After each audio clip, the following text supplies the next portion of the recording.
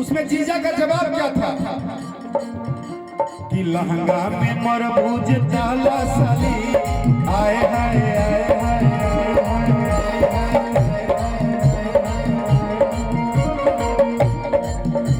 कि लहंगा में मरबूज ताला साली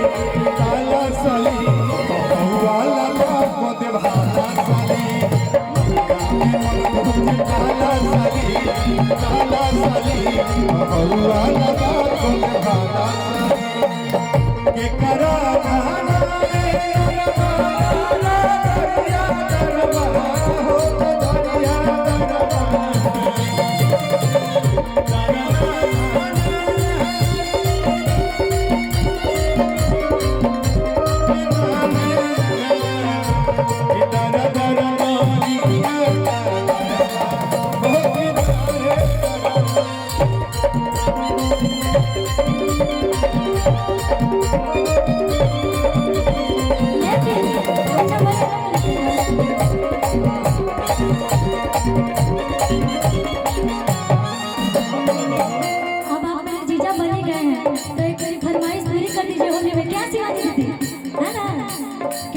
अरे होलिया में जीजा होलिया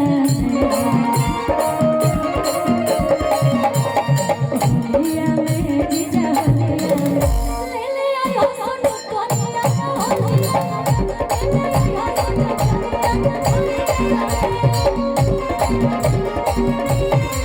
होलिया में जीजा होलिया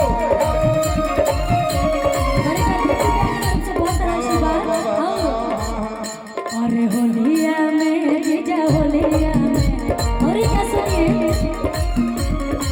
आना तो सुनो बात होलिया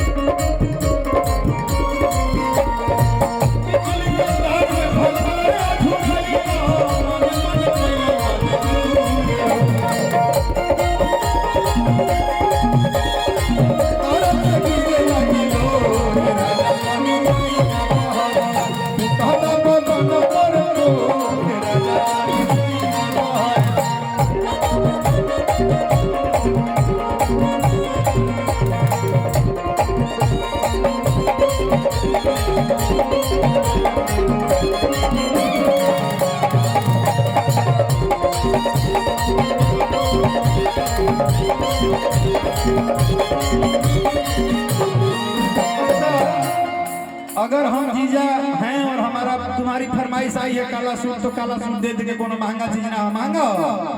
दिया ना जाइए देना तो बोलो हाँ सब भाई हाँ लेकिन हमरो अब एगो बात बा कि गाल लाल करे त बहिया में धरे त ले ले पानी पिचकारी अंजनी भैया उस समय कितना हीरो जैसा एकदम लगते थे ना एकदम क्या क्या सुंदर चेहरा उसका मोछे बाल जब बजा रहे थे आप स्टूडियो में रंजय बावला जी के कि गाल लाल करे त बहिया में धरे त ले ले पानी पिचकारी बहुते हसीन बाड़ू तू कम हसीन बाड़ू साली हो बीस कुमारी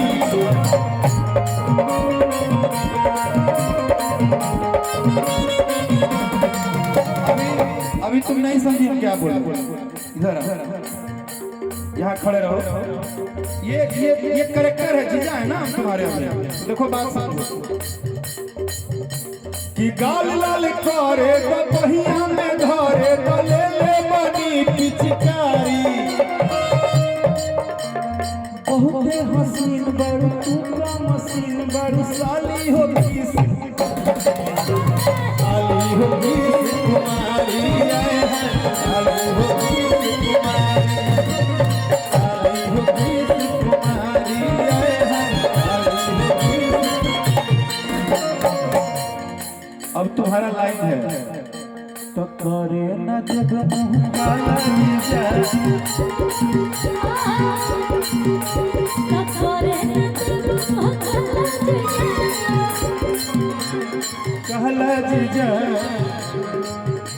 तो होली में ही